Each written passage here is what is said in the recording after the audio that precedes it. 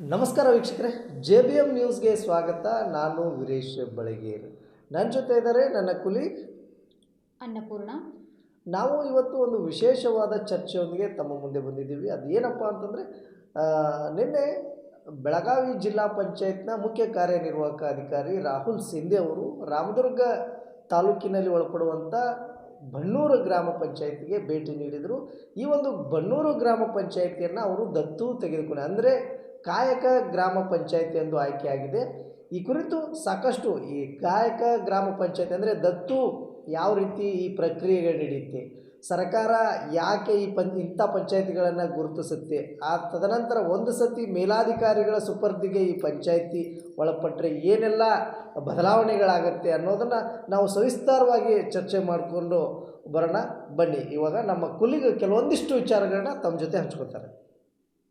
ನೋಡಿ ವೀಕ್ಷಕರೇ, ಕಾಯಕ ಗ್ರಾಮ ಪಂಚಾಯಿತಿಯನ್ನು ಅಧಿಕಾರಿಗಳು ಯಾವ ರೀತಿಯಾಗಿ ಆಯ್ಕೆ ಮಾಡ್ತಾರೆ ಎನ್ನುವಂತಹ ವಿಷಯ ಗ್ರಾಮೀಣಾಭಿವೃದ್ಧಿ ಮತ್ತು ಪಂಚಾಯತ್ ರಾಜ್ ಇಲಾಖೆಯ ವತಿಯಿಂದ ಈ ಆಡಳಿತ ವಿಭಾಗದಲ್ಲಿ 0.2.0 ತಂತ್ರಾಂಶದ ಮೂಲಕ ಪ್ರತಿ ತಿಂಗಳು ಸಿದ್ಧಪಡಿಸಿದಂತಹ ಏನಂತಂದರೆ ಗ್ರಾಮ ಪಂಚಾಯಿತಿ ಪರ್ಫಾರ್ಮೆನ್ಸ್ ರ್ಯಾಂಕಿಂಗ್ ರಿಪೋರ್ಟ್ನ ಮೂಲಕ ಯಾವ ಪಂಚಾಯತಿ ಅಭಿವೃದ್ಧಿಯಲ್ಲಿ ಅಂತಂದರೆ ಕೊನೆಯ ಸ್ಥಾನದಲ್ಲಿ ಯಾವ ಪಂಚಾಯಿತಿ ಇರುತ್ತದೆಯೋ ಆ ಪಂಚಾಯಿತಿಯನ್ನು ಆಡಳಿತದ ಅಧಿಕಾರಿಗಳು ತಮ್ಮ ಸುಪರ್ದಿಗೆ ಅಂತಂದರೆ ಅದನ್ನು ದತ್ತು ತೆಗೆದುಕೊಂಡು ಆ ಗ್ರಾಮ ಪಂಚಾಯಿತಿ ಆಡಳಿತ ವ್ಯವಸ್ಥೆಯನ್ನು ಸರಿ ಮಾಡುವಂತಹ ಕೆಲಸವನ್ನು ಈ ಒಂದು ವ್ಯವಸ್ಥೆ ಮಾಡ್ತಾ ಇದೆ. ಈ ಗ್ರಾಮ ಪಂಚಾಯಿತಿಗಳನ್ನು ಯಾವೆಲ್ಲ ಅಧಿಕಾರಿಗಳು ಇವತ್ತು ಏನಂತಂದರೆ ದತ್ತು ತೆಗೆದುಕೊಳ್ತಾರೆ ಅನ್ನುವಂಥ ವಿಷಯ ಬಂದಾಗ ಈ ಜಿಲ್ಲಾ ಪಂಚಾಯತ್ನ ಸಿಇಒ ಮುಖ್ಯ ಕಾರ್ಯನಿರ್ವಾಹಕ ಅಧಿಕಾರಿಗಳು, ಹಾಗೆಯೇ ಉಪ ಕಾರ್ಯದರ್ಶಿ ಅಭಿವೃದ್ಧಿ ಆಗಿರಬಹುದು, ಉಪ ಕಾರ್ಯದರ್ಶಿ ಆಡಳಿತ ವ್ಯವಸ್ಥೆಯಲ್ಲಿ ಆಗಿರಬಹುದು, ಹಾಗೆಯೇ ಯೋಜನಾ ನಿರ್ದೇಶಕರು, ಮುಖ್ಯ ಲೆಕ್ಕಾಧಿಕಾರಿಗಳು ಇವರುಗಳು ತಿಳಿಸಿದಂತೆಯೇ ಗ್ರಾಮ ಪಂಚಾಯತ್ನ ಪರ್ಫಾರ್ಮೆನ್ಸ್ ರ್ಯಾಂಕಿಂಗ್ ರಿಪೋರ್ಟ್ನಲ್ಲಿ ಕೊನೆಯ ಸ್ಥಾನದಲ್ಲಿರುವಂತಹ 0.2 ಗ್ರಾಮ ಪಂಚಾಯಿತಿಗಳನ್ನು ಇಲ್ಲಿ ಆಯ್ಕೆ ಮಾಡಿಕೊಳ್ಳಲಾಗುತ್ತೆ. ಇವುಗಳನ್ನು ಯಾಕೆ ಆಯ್ಕೆ ಮಾಡಿಕೊಳ್ಳಲಾಗುತ್ತೆ ಅನ್ನುವಂತಹ ವಿಷಯ ಬಂದಾಗ, ಈಗ ನಮ್ಮ ಒಂದು ಸರ್ಕಾರ ವ್ಯವಸ್ಥೆಯಲ್ಲಿ ಎಲ್ಲ ಗ್ರಾಮ ಪಂಚಾಯಿತಿಗಳಿಗೂ ಕೂಡ ಅನುದಾನ ಎನ್ನುವುದು ಬಿಡುಗಡೆ ಆಗ್ತಾ ಇರುತ್ತೆ. ಒಂದಷ್ಟು ಕಡೆ ಅವುಗಳ ಒಂದು ಏನಂತಂದರೆ ಆಡಳಿತದಲ್ಲಿ ಏನಂತಂದರೆ ಹಿಂದುಳಿದಂತಹ ಗ್ರಾಮ ಪಂಚಾಯಿತಿಗಳು ಅಂತ ನಾವು ಹೇಳ್ತೇವೆ. ಆ ಪಂಚಾಯಿತಿಗಳನ್ನು ಕೂಡ ಒಂದು ಮೇಲ್ನೋಟಕ್ಕೆ ತರಬೇಕು, ಆ ಪಂಚಾಯಿತಿಗಳಲ್ಲೂ ಕೂಡ ಅಧಿಕಾರ ವ್ಯವಸ್ಥೆ ಕರೆಕ್ಟಾಗಿ ಆಗಬೇಕು, ಮೂಲ ಸೌಕರ್ಯಗಳು ಅಲ್ಲೂ ಕೂಡ ಬಳಕೆ ಆಗಬೇಕು. ತದನಂತರ ಏನಂತಂದರೆ ಸರ್ಕಾರಕ್ಕೆ ಬೇಕಾದಂತಹ ವಸೂಲಾತಿ ಅಂತಂದರೆ ತೆರಿಗೆ ವಸೂಲಾತಿಯನ್ನು ಕೂಡ ಆ ಗ್ರಾಮ ಪಂಚಾಯಿತಿಗಳ ಮೂಲಕ ಅಧಿಕಾರಿಗಳನ್ನು ಅದನ್ನು ಕೂಡ ತೆಗೆಯುವಂತಹ ವ್ಯವಸ್ಥೆಯನ್ನು ಈ ದತ್ತು ಗ್ರಾಮ ಪಂಚಾಯಿತಿಗಳ ಮೂಲಕ ಅಧಿಕಾರಿಗಳು ಮಾಡ್ತಾ ಇದ್ದಾರೆ. ಮುಂದಿನದಾಗಿ ನಾವೇನಂತಂದರೆ ಈ ಗ್ರಾಮ ಪಂಚಾಯಿತಿಗಳು ಆಯ್ಕೆಯಾದಂತಹ ಗ್ರಾಮ ಪಂಚಾಯಿತಿಯ ಅಧಿಕಾರಿಗಳು ಅಂತಂದರೆ ನೋಡಲ್ ಅಧಿಕಾರಿಗಳಾಗಿರಬಹುದು, ಸಿಇಒರಾಗಿರಬಹುದು, ಯಾವೆಲ್ಲ ಕಾರ್ಯಕ್ರಮಗಳನ್ನು ಮಾಡ್ತಾರೆ ಅನ್ನುವಂಥ ವಿಷಯವನ್ನು ನಿಮ್ಮ ಜೊತೆ ನಾವು ಚರ್ಚೆ ಮಾಡ್ತೇವೆ. ಸರ್, ಆಯ್ಕೆ ಮಾಡಿಕೊಂಡಂಥ ಗ್ರಾಮ ಪಂಚಾಯಿತಿಗಳ ಸಮಗ್ರ ಅಭಿವೃದ್ಧಿಗೆ ಯಾವೆಲ್ಲ ಕಾರ್ಯಕ್ರಮಗಳನ್ನು ಇವರು ಮಾಡಬೇಕು ಅಂತಂದರೆ, ಮೊದಲನೇದಾಗಿ ಸಭೆಗಳನ್ನು ಆಯೋಜನೆ ಮಾಡಬೇಕು. ಅದೇ ಏನಂದರೆ, ಇವಾಗ ಒಂದು ಸತಿ ಏನು ಈಗ ಹಿಂದುಳಿದ ಗ್ರಾಮ ಪಂಚಾಯತಿ ಏನಂದರೆ, ತಾವು ಅವಾಗಲೇ ಹೇಳಿದಾಗೆ ಪ್ರತಿಯೊಂದು ಗ್ರಾಮ ಪಂಚಾಯತಿಗೂ ಸಾಕಷ್ಟು ಅನುದಾನ ಬಂದಿರುತ್ತೆ. ಆ ಅನುದಾನ ಸದ್ಬಳಕೆ ಆಗದೇ ವಾಪಸ್ಸು ಮತ್ತೆ ಈಗ ಸರ್ಕಾರಕ್ಕೆ ಹೋದಾಗ ಅದು ರ್ಯಾಂಕಿಂಗಲ್ಲಿ ಕೊನೆಯ ಸ್ಥಾನದಲ್ಲಿ ಬಂದಿರುತ್ತೆ. ಅಂಥ ಗ್ರಾಮ ಪಂಚಾಯತಿಗಳಲ್ಲಿ ಅನುದಾನ ಬಳಕೆ ಆಗಿಲ್ಲ ಅನ್ನೋದು ಒಂದಾದರೆ, ಇನ್ನೊಂದು ಏನಂದರೆ ತೆರಿಗೆ ಸಂಗ್ರಹವೂ ಅಷ್ಟೇ ಲೋ ಆಗಿರುತ್ತೆ ಅಲ್ಲಿ. ಆದ್ದರಿಂದ ಒಂದು ಸತಿ ಹೈಯರ್ ಆಫೀಸರ್ ಅಂದರೆ ZPCO ಆಗಿರ್ಬೋದು, AD ಆಗಿರ್ಬೋದು, ನೋಡಲ್ ಆಫೀಸರ್ ಆಗಿರ್ಬೋದು, ಇವರೆಲ್ಲ ಒಬ್ಬೊಬ್ಬರು ಒಂದೊಂದು ಪಂಚಾಯತಿನ ತಮ್ಮ ಸುಪರ್ದಿಗೆ ಅಂದರೆ ದತ್ತು ತೆಗೆದುಕೊಂಡಾಗ ಇವ್ರು ಮಾಡಬೇಕಾದಂಥ ಮುಖ್ಯ ಕೆಲಸಗಳಂದರೆ ಆ ಪಂಚಾಯತಿಗೆ ಹೋಗಿ ಗ್ರಾಮ ಸಭೆಗಳನ್ನ ಮಾಡಬೇಕು. ಫಸ್ಟು ಗ್ರಾಮ ಸಭೆಗಳನ್ನ ಮಾಡ್ತಾರೆ. ಗ್ರಾಮ ಸಭೆಗಳು ಮಾಡೋದಕ್ಕಂದರೆ ಬಿಫೋರ್ ಇಂಟಿಮೇಷನ್ ಆ ಒಂದು ಪಂಚಾಯತಿ ವ್ಯಾಪ್ತಿಯಲ್ಲಿ ಎಷ್ಟು ಗ್ರಾಮಗಳು ಬರುತ್ತೆ, ಎಷ್ಟು ವಾರ್ಡ್ಗಳು ಬರುತ್ತೆ, ಎಲ್ಲ ಕಡೆಯೂ ಒಂದು ಡಂಗೂರ ಬಾರಿಸೋದಾಗಿರ್ಬೋದು, ಆಮೇಲೆ ಅಲ್ಲಿ D ಗ್ರೂಪ್ ನೌಕರರ ಕಡೆಯಿಂದ ಎಲ್ಲರಿಗೂ ಒಂದು ವಿಷಯಗಳನ್ನ ಒಂದು ಏನಂದರೆ ನೋಟಿಸ್ ಹಂಚೋದ್ರಿಂದ ಆಗಿರ್ಬೋದು, ಎಲ್ಲ ರೀತಿ ಜನಪ್ರತಿನಿಧಿಗಳನ್ನ ಒಳಗೊಂಡಂತೆ ಎಲ್ರಿಗೂ ಒಂದು ಸೂಚನೆಗಳನ್ನ ಕೊಡೋದು. ಸೂಚನೆ ಸೇರಿ ಗ್ರಾಮ ಸಭೆಗಳನ್ನ ನಡೆಸ್ತಾರೆ. ಆ ಸಭೆಗಳನ್ನ ನಡೆಸಿ ಡೈರೆಕ್ಟಾಗಿ ಈಗ CEO ಆ ಒಂದು ಗ್ರಾಮ ಸಭೆಯಲ್ಲಿ ಪಾಲ್ಗೊಳ್ತಾರೆ. ಪಾಲ್ಗೊಂಡು ಆ ಸಂದರ್ಭದಲ್ಲಿ ಸಿ ಎ ಒಂದು ಗ್ರಾಮ ಸಭೆಯನ್ನು ನಡೆಸಿದ ಸಂದರ್ಭದಲ್ಲಿ ಎಲ್ಲರೂ ಬಂದಿರ್ತಾರೆ. ಅಂದರೆ ಆಡಳಿತ ವರ್ಗದವರು, ಎಲ್ಲ department, education, health, revenue, irrigation, ಎಲ್ಲ ಡಿಪಾರ್ಟ್ಮೆಂಟ್ನವರು ಬರ್ತಾರೆ. ಎಲ್ಲ ಡಿಪಾರ್ಟ್ಮೆಂಟ್ ಅಧಿಕಾರಿಗಳು ಆ ಒಂದು ಗ್ರಾಮ ಸಭೆಯಲ್ಲಿ ಪಾಲ್ಗೊಂಡಾಗ ಸಾರ್ವಜನಿಕರಿಗೆ, ಅಧಿಕಾರಿಗಳಿಗೆ ನೇರವಾಗಿ ಒಂದು ಸಭೆ ನಡೆಯುತ್ತೆ. ಇದು ಒಂದು ಏನಂದರೆ, ಒಂದು ಸತಿ ಒಂದು ಗ್ರಾಮ ಆಡಳಿತ ಏನು ದತ್ತು ಗ್ರಾಮ ಅಂತ ಇದು ತೊಗೊಂಡಾಗ ಕಾಯಕ ಗ್ರಾಮ ಅಂತ ಆಯ್ಕೆ ಆದಾಗ ಈ ರೀತಿ ಪ್ರೊಸೆಸ್ಗಳು ನಡೆಯುತ್ತೆ. ಸಭೆಗಳನ್ನು ಆಯೋಜನೆ ಮಾಡಿದ ನಂತರ ಎರಡನೇದಾಗಿ ಏನು ಮಾಡಬೇಕು ಇವರು ಅಂತಂದರೆ ಯೋಜನೆಗಳನ್ನು ತಯಾರಿ ಮಾಡಬೇಕು. ಯಾವೆಲ್ಲ ಯೋಜನೆಗಳನ್ನು ತಯಾರಿ ಮಾಡ್ತಾರೆ ಇವರು? ಯೋಜನೆಗಳಂದರೆ ಇವಾಗ ಪಂಚಾಯತಿ ಒಂದು ಸತಿ ರ್ಯಾಂಕಿಂಗ್ ಲಿಸ್ಟಲ್ಲಿ ಹಿಂದಿರುತ್ತೆ. ಎಲ್ಲ ಒಂದು ಪರ್ಫಾರ್ಮೆನ್ಸ್ ಇಲ್ಲದೆ ಇರೋದಕ್ಕೇ ಅದನ್ನು ಕಾಯಕ ಪಂಚಾಯತಿ ಅಂತ ಆಯ್ಕೆಯಾಗಿರುತ್ತೆ. ಯೋಜನೆಗಳಂದರೆ ಫಸ್ಟು ಮಾಡಬೇಕಾಗಿರೋದು ಅಧಿಕಾರಿಗಳು ಏನು ಯೋಜನೆ, ಯಾವ ಕಾರಣಕ್ಕೆ ಈ ಪಂಚಾಯತಿ ಹಿಂದುಳಿತಾ ಇದೆ, ಈ ಪಂಚಾಯತಿ ಏನಕ್ಕೆ ಅಭಿವೃದ್ಧಿ ಆಗ್ತಾಯಿಲ್ಲ, ಅದನ್ನು ಮೊದಲು ಕಂಡುಹಿಡಿದು ಅದಕ್ಕೆ ಬೇಕಾಗುವಂಥ ಎಜುಕೇಷನಲ್ಲಿ ಆಗಿರ್ಬೋದು, ಆಮೇಲೆ ಅಂಗನವಾಡಿಗಳಾಗಿರ್ಬೋದು, ಮೂಲಭೂತ ಸೌಕರ್ಯಗಳಾಗಿರ್ಬೋದು, ಇವುಗಳನ್ನೆಲ್ಲ ಇವಾಗ ಒಂದೊಂದು ಪಾಯಿಂಟು ಬರುತ್ತೆ, ಪ್ರತಿಯೊಂದೂ ಬರುತ್ತೆ. ಅದನ್ನು ಆ ರೀತಿ ತಾಲೂಕು ಆಡಳಿತದ ಸಹಯೋಗದಲ್ಲಿ, ತಾಲೂಕಿನ ಎಲ್ಲ ಒಂದು ಡಿಪಾರ್ಟ್ಮೆಂಟ್ಗಳ ಸಹಯೋಗದಲ್ಲಿ ಆಯಾ ಇಲಾಖೆಗೆ ಸಂಬಂಧಪಟ್ಟಂತೆ, ಫಾರ್ ಎಕ್ಸಾಂಪಲ್ ಇವಾಗ ಕುಡಿಯುವ ನೀರು ಹಾಗೂ ನೈರ್ಮಲ್ಯ ಒಂದು ಇದಿರುತ್ತೆ ಇಲಾಖೆ, ಆ ಅಧಿಕಾರಿಗಳನ್ನ ಕರೆದು ಅವರಿಗೆ ಆ ಇಲಾಖೆ ಅಧಿಕಾರಿಗಳಿಂದ ಆ ಒಂದು ಗ್ರಾಮ ಪಂಚಾಯತಿಯಲ್ಲಿ ಏನೆಲ್ಲ ಅಭಿವೃದ್ಧಿಗಳಾಗಬೇಕು. ಇವಾಗ ಆಲ್ರೆಡಿ ಕುಡಿಯೋ ನೀರಿನ ವ್ಯವಸ್ಥೆ ಅಂತೂ ಇದ್ದೇ ಇರುತ್ತೆ, ಅದನ್ನು ಇನ್ನಷ್ಟು ಸುಗಮಗೊಳಿಸೋದಕ್ಕೆ ಅವ್ರಿಗೆ ಟಾಸ್ಕ್ ಕೊಡ್ತಾರೆ. ಆ ರೀತಿ ಯೋಜನೆಗಳು ಅದೇ ಥರ ಎಲ್ಲ ಡಿಪಾರ್ಟ್ಮೆಂಟ್ಗಳಿಂದನೂ ಯೋಜನೆಗಳನ್ನ ಸಿದ್ಧಪಡಿಸ್ಕೊಂಡು ಒಂದೊಂದಾಗಿ ಎಲ್ಲನೂ ಒಮ್ಮೆ ಮಾಡೋಕ್ಕಾಗಲ್ಲ. ಒನ್ ಬೈ ಒಂದೊಂದನೇ ಯೋಜನೆಗಳನ್ನ ಅನುಷ್ಠಾನಗೊಳಿಸ್ಕೊಂಡು ಹೋಗ್ತಾರೆ. ಮೂಲ ಸೌಕರ್ಯಗಳ ಅಭಿವೃದ್ಧಿ ಅನ್ನುವಂಥ ವಿಷಯ ಬಂದಾಗ ಯಾವೆಲ್ಲ ಮೂಲಭೂತ ಸೌಕರ್ಯಗಳನ್ನು ಈ ಒಂದು ದತ್ತು ಗ್ರಾಮದಲ್ಲಿ ಅಧಿಕಾರಿಗಳು ಆ ಗ್ರಾಮಕ್ಕೆ ಒದಗಿಸ್ಕೊಡ್ತಾರೆ ಸರ್? ಮೂಲಭೂತ ಸೌಕರ್ಯಗಳಂತ ಬಂದಾಗ ಫಸ್ಟ್ ಬೇಕಾಗಿದ್ದೇನೆ ಊರಿಗೆ ಒಂದು ರಸ್ತೆ ಸಂಪರ್ಕ.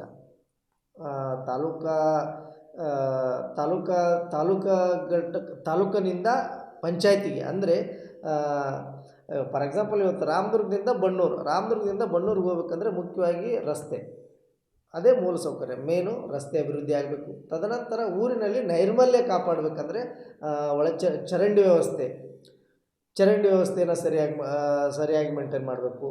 ತದನಂತರದಲ್ಲಿ ಕುಡಿಯೋ ನೀರಿನ ವ್ಯವಸ್ಥೆ, ಬೀದಿ ದೀಪದ ವ್ಯವಸ್ಥೆ, ಇವುಗಳೆಲ್ಲ ಮೂಲ ಸೌಕರ್ಯಗಳೆಲ್ಲ ಬರುತ್ತೆ. ಇವುಗಳನ್ನು ಅಭಿವೃದ್ಧಿಪಡಿಸ್ಬೇಕು. ಪಂಚಾಯತಿಯ ಎಲ್ಲ ಸಿಬ್ಬಂದಿಗಳು ಹಾಗೂ ಜನಪ್ರತಿನಿಧಿಗಳ ಸಹಯೋಗದಲ್ಲಿ ಈ ಒಂದು ಮೂಲ ಸೌಕರ್ಯಗಳನ್ನು ಈ ಯಾರು ದತ್ತು ತಗೊಂಡಿರುವಂಥ ಅಧಿಕಾರಿಗಳು ಇವರು ಎಲ್ರಿಗೂ ಇನ್ಸ್ಟ್ರಕ್ಷನ್ ಕೊಟ್ಕೋತಾ ಈ ಒಂದು ಪಾಯಿಂಟ್ಗಳನ್ನ ಇಟ್ಕೊಂಡು ಅಭಿವೃದ್ಧಿ ಮಾಡಬೇಕಾಗುತ್ತೆ. ಮೂಲ ಸೌಕರ್ಯಗಳ ಅಭಿವೃದ್ಧಿಯನ್ನು ಪಡಿಸ್ತಾ ಹೋದಂತೆ ಅಧಿಕಾರಿಗಳು ಮುಖ್ಯವಾಗಿ ಏನಂತಂದರೆ ಹಳ್ಳಿಗಳಿಂದ ಅಂದರೆ ಈ ಗ್ರಾಮ ಪಂಚಾಯಿತಿ ಮಟ್ಟದಿಂದ ತೆರಿಗೆ ವಸೂಲಾತಿಗಳನ್ನು ಕೂಡ ಮಾಡ್ತಾರೆ. ಈ ಪ್ರೊಸೆಸ್ ಯಾವ ರೀತಿಯಾಗಿ ನಡೆಯುತ್ತೆ? ಇವಾಗ ಏನಾಗುತ್ತೆ ಅಂದರೆ ತೆರಿಗೆನ ಕಟ್ಟುತ್ತಿರ್ತಾರೆ, ಆದರೆ ಅದನ್ನು ಕರೆಕ್ಟಾಗಿ ಅಧಿಕಾರಿಗಳು, ಸಿಬ್ಬಂದಿಗಳು, ಗ್ರಾಮ ಪಂಚಾಯಿತಿ ಸಿಬ್ಬಂದಿಗಳು ಆ ತೆರಿಗೆ ವಸೂಲಿಗೆ ಹೋಗಬೇಕು. ತೆರಿಗೆ ವಸೂಲಿಗೆ ಹೋದರೆ ನಿಮ್ಮದಿಷ್ಟು ಟ್ಯಾಕ್ಸ್ ಇದೆ, ನೀವು ಈ ವರ್ಷ ಕಂದಾಯ ಕಟ್ಟಿಲ್ಲ, ಈ ರೀತಿ ಎಲ್ಲ ಅಂತ ಡೈರೆಕ್ಟಾಗಿ ಹೇಳಿದ್ರೆ ಯಾರೂ ಕಟ್ಟಲ್ಲ. ಅವರಿಗೆ ತಿಳುವಳಿಕೆ ಹೇಳಬೇಕು. ಯಾವ ರೀತಿ, ಇವಾಗ ನೀವು ಗ್ರಾಮ ಪಂಚಾಯಿತಿ ಸಿಬ್ಬಂದಿಗಳಿಗೆ ಸಾಕಷ್ಟು ಒಂದು ಏನು ದೂರುಗಳನ್ನ ಹೇಳ್ತೀರಿ, ನಮಗೆ ನೀರು ಬರೋಂಗಿಲ್ಲ, ಕರೆಂಟ್ ಬರೋಂಗಿಲ್ಲ, ಗಟರ ವ್ಯವಸ್ಥೆ ಇಲ್ಲ, ಚರಂಡಿ ವ್ಯವಸ್ಥೆ ಇಲ್ಲ ಅಂತ ಹೇಳ್ತೀರಿ. ಅಂಥ ಸಂದರ್ಭದಲ್ಲಿ ಈ ಪಂಚಾಯತಿ ಸಿಬ್ಬಂದಿಗಳು ಏನು ಮಾಡಬೇಕಂದ್ರೆ, ನೋಡಿ ನೀವು ಕಟ್ಟೋ ತೆರಿಗೆಯಿಂದನೇ ನಮಗೆ ಸಂಬಳ ಬರ್ತಾ ಇರುತ್ತೆ, ನೀವು ತೆರಿಗೆ ಕಟ್ಟಿದ್ರೇ ನಾವು ಈ ಒಂದು ನೀವು ಕೇಳುತ್ತಿರ್ತಕ್ಕಂಥ ಎಲ್ಲ ಕೆಲಸ ಕಾರ್ಯಗಳನ್ನ ನಾವು ಮಾಡೋಕ್ಕೆ ಸಾಧ್ಯ ಆಗುತ್ತೆ. ಆದ್ದರಿಂದ ನೀವು ತೆರಿಗೆ ಕಟ್ಟಿ ಅಂತ ತೆರಿಗೆ ಒಂದು ಈಗ ಮೊನ್ನೆ ನಡೀತು ತೆರಿಗೆ ಅಭಿಯಾನ. ತಾಲೂಕ್ ಪಂಚಾಯತಿ ಇ ಒ ಅವರು ಅಂದರೆ ತಾಲೂಕ್ ಪಂಚಾಯತಿ ಕಾರ್ಯನಿರ್ವಾಹಕ ಅಧಿಕಾರಿಯವರಿಂದ ಮೊನ್ನೆ ನಡೀತು ತೆರಿಗೆ ಅಭಿಯಾನ ಅಂತ. ಅದೇ ರೀತಿ ಇದು ಕೇವಲ ತಾಲೂಕಿನಲ್ಲಿ ನಡೆಯೋದಲ್ಲ, ಇದು ಗ್ರಾಮ ಪಂಚಾಯಿತಿಯಲ್ಲಿ ಪ್ರತಿಯೊಂದು ವಾರ್ಡ್ನಲ್ಲಿ ಈ ಅಭಿಯಾನ ಪಂಚಾಯತಿ ಸಿಬ್ಬಂದಿಗಳು, P D O, panchayat development ಆಫೀಸರ್ಗಳು, ಜನಪ್ರತಿನಿಧಿಗಳನ್ನ ಸೇರಿಸ್ಕೊಂಡು ಈ ಒಂದು ತೆರಿಗೆ ಅಭಿಯಾನವನ್ನು ಮಾಡಿದ್ದೇ ಆದಲ್ಲಿ ಸಾಕಷ್ಟು ಪ್ರಮಾಣದ ತೆರಿಗೆ ಪಂಚಾಯತಿಯಿಂದ ಅಂದರೆ ಗ್ರಾಮಗಳಿಂದ ಪಂಚಾಯತಿಗೆ ಬರುತ್ತೆ. ಗ್ರಾಮ ಪಂಚಾಯತಿಯಲ್ಲಿ ಒಂದು ಸತಿ ಏನಿದು ಹಣದ ಕ್ರೋಢೀಕರಣ ಆದಾಗ ಆ ಪಂಚಾಯತಿ ಆಟೋಮೆಟಿಕ್ಕಾಗಿ ಅಭಿವೃದ್ಧಿ ಆಗೇ ಆಗುತ್ತೆ. ಸೇವಾ ವಿತರಣೆ ಹಾಗೂ ಅರಿವು ಕೇಂದ್ರಗಳನ್ನು ಪಂಚಾಯಿತಿಗಳ ಮೂಲಕ ಯಾವ ರೀತಿಯಾಗಿ ನಡೆಸ್ಕೊಡ್ತಾರೆ? ಸೇವಾ ವಿತರಣೆಗಳಂತಂದರೆ ಇವಾಗ ಸಾಕಷ್ಟು ಸೇವೆಗಳು ಗ್ರಾಮ ಪಂಚಾಯಿತಿಯಲ್ಲಿ ತೆಗೆದುಕೊಳ್ಬೋದು. ಏನಪ್ಪ ಅಂತಂದರೆ ಒಂದು ಈ ಸೇವೆಗಳು ಯಾವುವಂದರೆ ಈ ಡಾಕ್ಯುಮೆಂಟ್ ವೈಸ್ ಒಂದು ಬರ್ತ್ ಸರ್ಟಿಫಿಕೇಟ್ ಆಗಿರ್ಬೋದು, ಇಲ್ಲ ಒಂದು ಏನೋ ರಹವಾಸಿಗಳಂತಾಗಿರ್ಬೋದು, ಆಮೇಲೆ ಕೆಲವೊಂದು ಅಪ್ಲಿಕೇಶನ್ಗಳು ಹಾಕೋದು ಬಂದಿರುತ್ತೆ, ಅವುಗಳನ್ನೆಲ್ಲ ಪಂಚಾಯತಿಲಿ ಇರುತ್ತೆ. ಅದು ಸಾಕಷ್ಟು ಜನಕ್ಕೆ ಗೊತ್ತಿರಲ್ಲ. ಏನೋ ಅವ್ರಿಗೊಂದು ಬೇಕಾಗಿರುತ್ತೆ, ಬರ್ತ್ ಸರ್ಟಿಫಿಕೇಟು, ಇನ್ನೊಂದು ಮತ್ತೊಂದು ಏನೋ ಒಂದು ಕಾಗದ ಪತ್ರಗಳು ಬೇಕಾಗಿರುತ್ತೆ. ಅವರು ಡೈರೆಕ್ಟಾಗಿ ತಾಲೂಕಾ ಕಚೇರಿಗಳಿಗೆ ಹೋಗ್ತಾರೆ. ಅದನ್ನು ತಪ್ಪಿಸ್ಬೇಕು ಪಂಚಾಯತಿ ಸಿಬ್ಬಂದಿಗಳು, ಪಿ ಡಿ ಒಗಳು. ಅದನ್ನು ನಮ್ಮಲ್ಲೇ ಪಂಚಾಯತಿಯಲ್ಲೇ ಇಷ್ಟೆಲ್ಲ ಸೇವೆಗಳು ನಿಮಗೆ ನಾವು ಒದಗಿಸ್ತೀವಿ ಅನ್ನೋದನ್ನು ಅಲ್ಲಿ ತಮ್ಮ ಪಂಚಾಯತಿಗೆ ಒಳಪಡುವ ಎಲ್ಲ ವಾರ್ಡ್ಗಳಲ್ಲಿ, ಎಲ್ಲ ಗ್ರಾಮಗಳಲ್ಲಿ ಅವರು ಅದನ್ನೇ ಆ ಸೇವೆ, ನಮ್ಮಲ್ಲಿ ಈ ಸೇವೆ ಸಿಗುತ್ತೆ ಅನ್ನೋದೊಂದನ್ನು ಎಲ್ರಿಗೂ ಹೋಗಿ ಅವ್ರ ಮನ ಮುಟ್ಟೋ ಹಾಗೆ ತಿಳಿಸ್ಕೊಟ್ರೆ ಅದೇ ಅರಿವು. ಸೇವೆಗಳು ಅರಿವು ಅಂದರೆ ಅದೇ ಎರಡೂ ಒಂದರಲ್ಲೇ. ಪಂಚಾಯತಿ ಪಿ ಡಿ ಒ ಆದವರು ಸಿಬ್ಬಂದಿಗಳು ಕರ್ಕೊಂಡು ಅದನ್ನು ಹೋಗಿ ನಮ್ಮ ಪಂಚಾಯತಿಲಿ ನೀವು ಏನೇ ನಿಮಗೊಂದು ಸಹಾಯ ಸವಲತ್ತು, ಏನೇ ಒಂದು ಕಾಗದ ಪತ್ರಗಳು ಬೇಕಂದರೆ ನಮ್ಮಲ್ಲಿ ಇಷ್ಟೆಲ್ಲ ಸಿಗುತ್ತೆ ಅಂತ ಹೋಗಿ ತಿಳಿಸ್ಕೊಟ್ರೇ ಅದೇ ಒಂದು ಗ್ರಾಮ ಅಭಿವೃದ್ಧಿ ಆಗೋಕ್ಕೆ ಸಾಕು ಅಷ್ಟೇ. ಈ ದತ್ತು ಸ್ವೀಕಾರ ಗ್ರಾಮ ಪಂಚಾಯಿತಿಗಳು ಅಂತ ನಾವು ಡಿಸ್ಕಷನ್ ಮಾಡ್ತಾ ಇದ್ದೀವಲ್ವಾ, ಇದರಲ್ಲಿ ಶಿಕ್ಷಣ ಎನ್ನುವಂಥದ್ದು ಬಹಳ ಪ್ರಾಮುಖ್ಯತೆಯನ್ನು ಪಡೆದುಕೊಳ್ಳುತ್ತೆ. ಈ ಅಧಿಕಾರಿಗಳು ಶಿಕ್ಷಣಕ್ಕೆ ಯಾವ ರೀತಿಯಾದಂತಹ ಪ್ರಾಮುಖ್ಯತೆಯನ್ನು ನೀಡ್ತಾರೆ?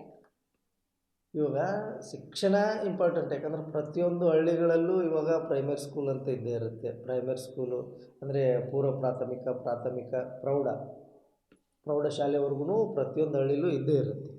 ಇಲ್ಲ ಒಂದು ಪಂಚಾಯತಿ ಇದೆ ಅಂದರೆ ಅಲ್ಲಿ ಒಂದು ಪ್ರೌಢಶಾಲೆ ಇರುತ್ತೆ.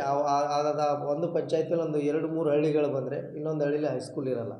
ಅಲ್ಲಿ ಕೇವಲ ಪೂರ್ವ ಪ್ರಾಥಮಿಕ ಶಾಲೆಗಳಿರುತ್ತೆ.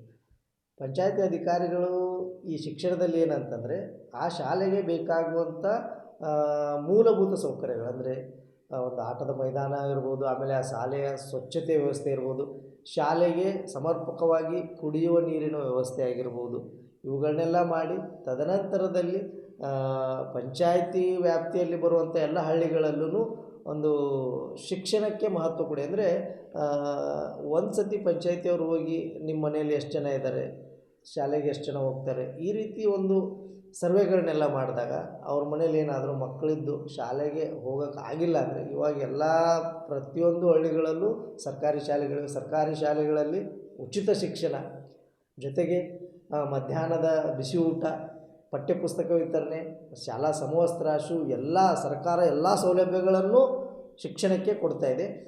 ಈ ಸೌಲಭ್ಯಗಳನ್ನು ಪಂಚಾಯಿತಿಯ ಸಿಬ್ಬಂದಿಗಳು ಹೋಗಿ ಒಂದು ಪಂಚಾಯತಿ ವ್ಯಾಪ್ತಿಯಲ್ಲಿ ಬರುವಂಥ ಸಾರ್ವಜನಿಕರಿಗೆ ತಿಳಿಸಿದಾಗ ಮಾತ್ರ ಶಿಕ್ಷಣ ಇಲಾಖೆಗೆ ಏನು ಸಮರ್ಪಕವಾದ ಅನುದಾನ ಬರುತ್ತೆ, ಅದು ಆ ಅನುದಾನ ಒಂದು ಉತ್ತಮ ರೀತಿಯಲ್ಲಿ ಉಪಯೋಗ ಆಗಿ ಎಲ್ಲರೂ ಒಂದು ಶಿಕ್ಷಣವನ್ನು ಪಡೀತಾರೆ. ಶಿಕ್ಷಣ ಯಾವತ್ತೂ ಎಲ್ಲರಿಗೂ ಈ ಒಂದು ಸರ್ಕಾರಿ ಶಾಲೆಯಲ್ಲಿ ಸಿಗುವಂಥ ಎಲ್ಲ ಒಂದು ಸೌಲಭ್ಯಗಳನ್ನು ಹಳ್ಳಿಗಳಲ್ಲಿ ಪ್ರತಿಯೊಬ್ಬರ ಮನೆಗೆ ತಲುಪಿಸಿದಾಗ ಮಾತ್ರ ಒಂದು ಒಳ್ಳೆಯ ಶಿಕ್ಷಣ ಎಲ್ಲರೂ ಪಡಿಬೋದು. ಇದೇ ಕಾರ್ಯಕ್ರಮದಲ್ಲಿ ಮುಖ್ಯವಾಗಿ ಬರುವಂಥದ್ದು ಸರ್, ಹಳ್ಳಿ ಮತ್ತು ಗ್ರಾಮಗಳಲ್ಲಿ ಮಹಿಳೆಯರ ಅಭಿವೃದ್ಧಿ ಮತ್ತು ಮಕ್ಕಳ ಅಭಿವೃದ್ಧಿ ಅನ್ನುವಂಥದ್ದು, ಇದನ್ನು ಯಾವ ರೀತಿಯಾಗಿ ಮಾಡ್ತಾರೆ? ಆಲ್ರೆಡಿ ಮಹಿಳೆಯರ ಅಭಿವೃದ್ಧಿಗೋಸ್ಕರನೇ ಸಾಕಷ್ಟು ಕಾರ್ಯಕ್ರಮಗಳು ಹಳ್ಳಿಗಳಲ್ಲೇ ಇರುತ್ತೆ. ಮಹಿಳಾ ಮತ್ತು ಅಭಿವೃದ್ಧಿ ಇಲಾಖೆ ಇರ್ಬೋದು, ಶಿಶು ಅಭಿವೃದ್ಧಿ ಕಲ್ಯಾಣ ಇಲಾಖೆ, CDPO ಡಿಪಾರ್ಟ್ಮೆಂಟ್ ಏನಿರುತ್ತೆ, ಇವೆಲ್ಲ ಮಹಿಳೆಯರಿಗೋಸ್ಕರನೇ ಇರುತ್ತೆ. ಇವುಗಳಿಗೆ ಅಂತಲೇ ಸಾಕಷ್ಟು ಸಿಬ್ಬಂದಿಗಳನ್ನು ಸರ್ಕಾರ ನೇಮಕ ಮಾಡಿದೆ. ಆಶಾ ಕಾರ್ಯಕರ್ತರಿರ್ಬೋದು, ಆಮೇಲೆ ಮಹಿಳಾ ಸಾಂತ್ವನ ಕೇಂದ್ರಗಳಿರ್ಬೋದು, ಸಾಕಷ್ಟು ಈ ಒಂದು ಮಹಿಳಾ ಅಭಿವೃದ್ಧಿಗೋಸ್ಕರ ಸಾಕಷ್ಟು ಇರುತ್ತೆ. ಇವುಗಳನ್ನು ಇವಾಗ ಪಂಚಾಯತಿಯಲ್ಲಿ ಸಹ ಮಹಿಳೆಯರಿಗೇ ಮೇಲುಗೈ ಇದೆ. ಪಂಚಾಯತಿ ಎಲೆಕ್ಷನ್ ನಿಂದಿರ್ಬೇಕಾದ್ರೂ ಇದು ಮಹಿಳಾ ಮೀಸಲು ಕ್ಷೇತ್ರ. ಕೆಲವೊಂದು ಪಂಚಾಯತಿಗಳಲ್ಲಿ ಮಹಿಳಾ ಅಧ್ಯಕ್ಷರೇ ಇರಬೇಕು, ಮಹಿಳಾ ಉಪಾಧ್ಯಕ್ಷರೇ ಇರಬೇಕು. ಈ ರೀತಿಯಲ್ಲ, ಈ ಮಹಿಳಾ ಅಭಿವೃದ್ಧಿ ಆಗಬೇಕಂದ್ರೆ ಪಂಚಾಯತಿ ಸಿಬ್ಬಂದಿಗಳಿಂದ ಮಾತ್ರ ಸಾಧ್ಯವಿಲ್ಲ. ಪಂಚಾಯತಿಯಲ್ಲಿ ಅಧಿಕಾರವನ್ನು ಮಾಡ್ತಿರುವಂಥ ಜನಪ್ರತಿನಿಧಿಗಳು ಈ ಒಂದು ಮಹಿಳಾ ಅಭಿವೃದ್ಧಿಗೆ ಸಾಕಷ್ಟು ಒತ್ತನ್ನು ಕೊಡಬೇಕಾಗುತ್ತೆ. ಯಾಕಂದರೆ ಸರ್ಕಾರದಿಂದ ಬರುವಂಥ ಮಹಿಳಾ ಅಭಿವೃದ್ಧಿ ಏನು ಸಾಕಷ್ಟು ಸ್ಕೀಮ್ಗಳಿವೆ, ಅವುಗಳನ್ನೆಲ್ಲ ಸಮರ್ಪಕವಾಗಿ ಬಳಸ್ಕೋಬೇಕಂತಂದರೆ ಜನಪ್ರತಿನಿಧಿಗಳು ಹಳ್ಳಿಗಳಲ್ಲಿ ಮಹಿಳಾ ಸಭೆಗಳನ್ನು ಏರ್ಪಡಿಸಬೇಕು. ಪಂಚಾಯತಿ ಮಟ್ಟದಲ್ಲಿ ಮಹಿಳಾ ಸಭೆಗಳನ್ನು ಏರ್ಪಡಿಸಿ ಸಾಕಷ್ಟು ಗೃಹ ಉಪಯೋಗಿ ಅಂದರೆ ಗುಡಿ ಕೈಗಾರಿಕೆಗಳಿಗೆ ಸಾಕಷ್ಟು ಇವತ್ತು ಸರ್ಕಾರ ಪ್ರೋತ್ಸಾಹವನ್ನು ಕೊಡ್ತಾ ಇದೆ. ಅದನ್ನು ಜನಪ್ರತಿನಿಧಿಗಳು ತಿಳಿಸ್ಬೇಕು ಮಹಿಳೆಯರಿಗೆ. ತಮ್ಮ ಮನೆ ಜನಪ್ರತಿನಿಧಿಗಳು ಬರೀ ತಾವು ತಮ್ಮ ಅಕ್ಕಪಕ್ಕದ ಮನೆಯವ್ರಿಗೆ ತಿಳಿಸಿದ್ರೇ ಸಾಕು, ಅದೆಲ್ಲ ಕಡೆ ಸ್ಪ್ರೆಡ್ ಆಗಿಬಿಡುತ್ತೆ. ಇದರಿಂದ ಮಹಿಳಾ ಅಭಿವೃದ್ಧಿ ಆಗೇ ಆಗುತ್ತೆ. ಈ ದತ್ತು ಸ್ವೀಕಾರ ಕಾರ್ಯಕ್ರಮದಲ್ಲಿ ಇನ್ನೊಂದು ಮುಖ್ಯವಾದಂತಹ ಕಾರ್ಯಕ್ರಮ ಆರೋಗ್ಯ ಮತ್ತು ನೈರ್ಮಲ್ಯ. ಇದನ್ನು ಅಧಿಕಾರಿಗಳು ಯಾವ ರೀತಿಯಾಗಿ ನಡೆಸ್ಕೊಡ್ತಾರೆ ಹಳ್ಳಿಗಳಲ್ಲಿ? ಇವಾಗ ಇವು ಪ್ರಾಥಮಿಕ ಆರೋಗ್ಯ ಕೇಂದ್ರಗಳು ಪಂಚಾಯತಿ ಮಟ್ಟದಲ್ಲಿ ಇರಲೇಬೇಕು. ಏನಂದರೆ ನಮ್ಮ ರಾಮದುರ್ಗ ತಾಲೂಕಲ್ಲಿ ಸಾಕಷ್ಟು ಎಲ್ಲ ಪಂಚಾಯತಿಗಳಲ್ಲಿಲ್ಲ.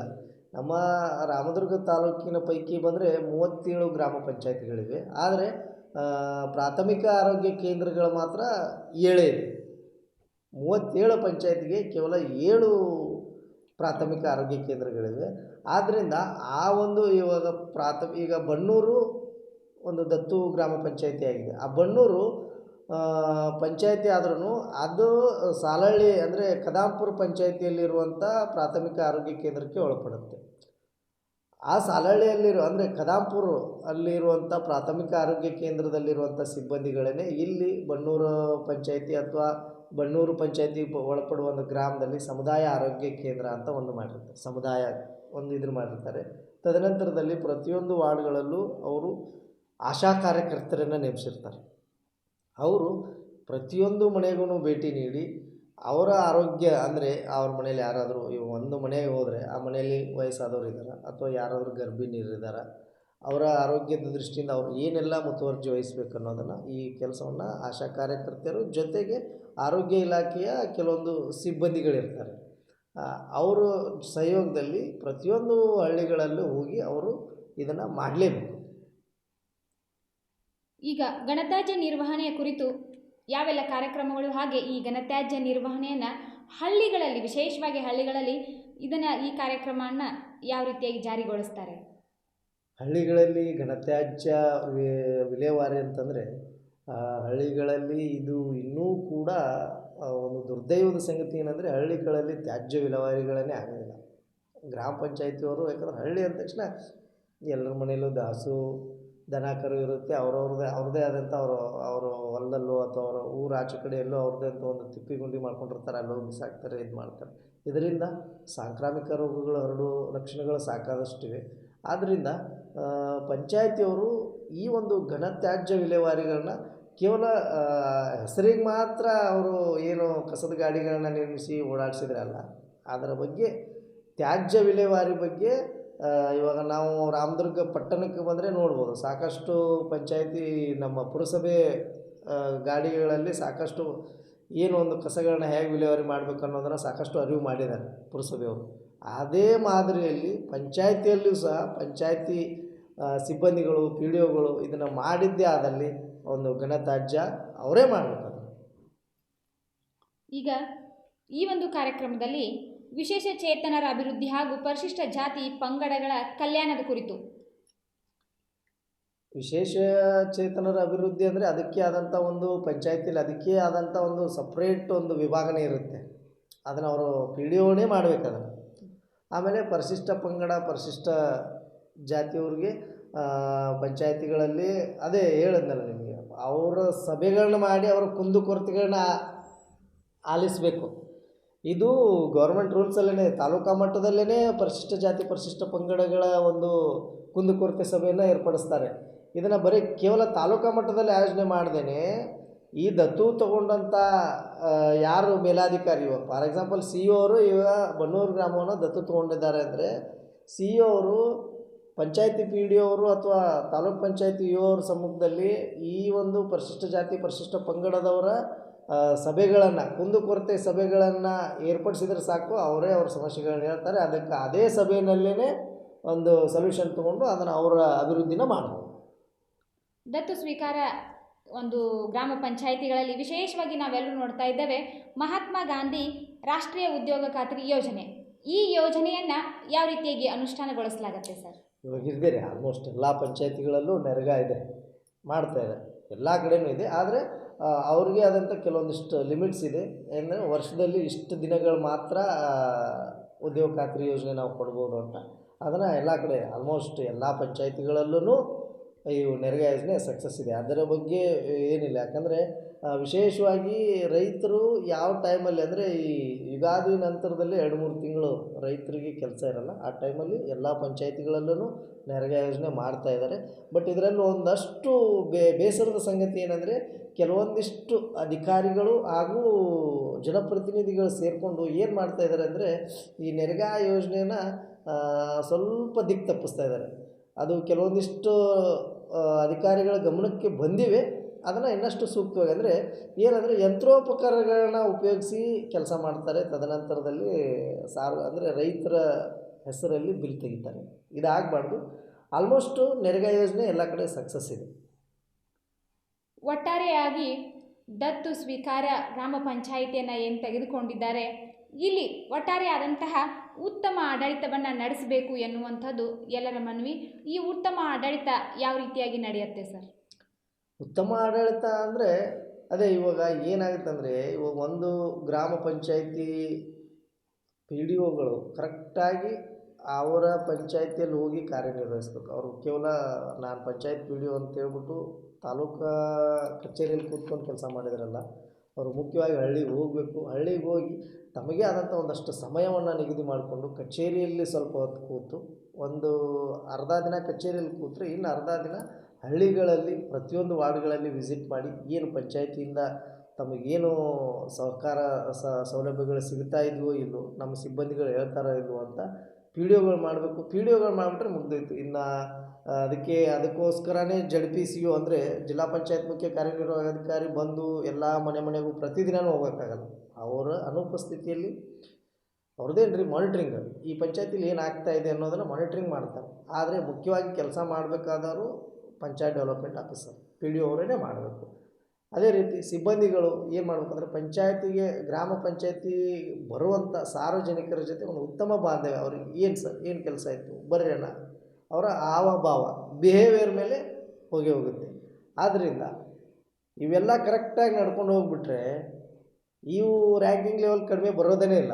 ಎಲ್ಲರೂ ರ್ಯಾಂಕಿಂಗ್ ಲೆವೆಲಲ್ಲಿ ಮೇಲೇ ಇರ್ತಾರೆ. ರ್ಯಾಂಕಿಂಗ್ ಲೆವೆಲ್ ಕಡಿಮೆ ಬಂದಿಲ್ಲ ಅಂದರೆ ಅದು ದತ್ತು ಗ್ರಾಮ ಪಂಚಾಯತಿ ಆಗೋದಿಲ್ಲ, ಅದು ಉತ್ತಮ ಗ್ರಾಮ ಪಂಚಾಯತಿ ಅಂತ ಅವಾರ್ಡ್ ಕೂಡ ತೊಗೋಬೋದು. ನಮ್ಮ ರಾಮದುರ್ಗ ತಾಲೂಕಿನಲ್ಲಿ ಮುದೇನೂರು ಗ್ರಾಮ ಪಂಚಾಯತಿ ಕೂಡ ಅವಾರ್ಡ್ ಬಂದಿತ್ತು ಕಳೆದ ಕೆಲವು ವರ್ಷಗಳ ಹಿಂದೆ. ಅದೇ ರೀತಿ ಎಲ್ಲ ಪಂಚಾಯತಿಯವ್ರೂ ತಮ್ಮ ಕೆಲಸಗಳನ್ನ, ಪಿ ಡಿ ಒಗಳು ತಮ್ಮ ಕೆಲಸಗಳನ್ನ, ಜನಪ್ರತಿನಿಧಿಗಳು ತಮ್ಮ ಕೆಲಸಗಳನ್ನ ಕರೆಕ್ಟಾಗಿ ಮಾಡಿಬಿಟ್ರೆ ಈ ದತ್ತು ಅನ್ನೋ ಪದಾನೇ ಬರೋದಿಲ್ಲ. ಎಲ್ಲ ಪಂಚಾಯತಿಗಳು ಅಭಿವೃದ್ಧಿ ಆಗೇ ಆಗುತ್ತೆ. ಇದಷ್ಟು ದತ್ತು ಗ್ರಾಮ ಪಂಚಾಯತಿ ವಿಚಾರಗಳ ಬಗ್ಗೆ ನಾವು ಸಾಕಷ್ಟು ಮಾಹಿತಿಗಳನ್ನ ತಮಗೆ ನೀಡಿದ್ದೀವಿ. ಮತ್ತಷ್ಟು ಮಾಹಿತಿಗಳನ್ನ ಮತ್ತಷ್ಟು ವಿಶೇಷ ಚರ್ಚೆಗಳೊಂದಿಗೆ ಮತ್ತೆ ನಿಮ್ಮ ಮುಂದೆ ಬರ್ತೀವಿ. ನಿರಂತರ ಸುದ್ದಿಗಾಗಿ ನೋಡ್ತಾ ಇರಿ JBM ನ್ಯೂಸ್ ರಾಮದುರ್ಗ.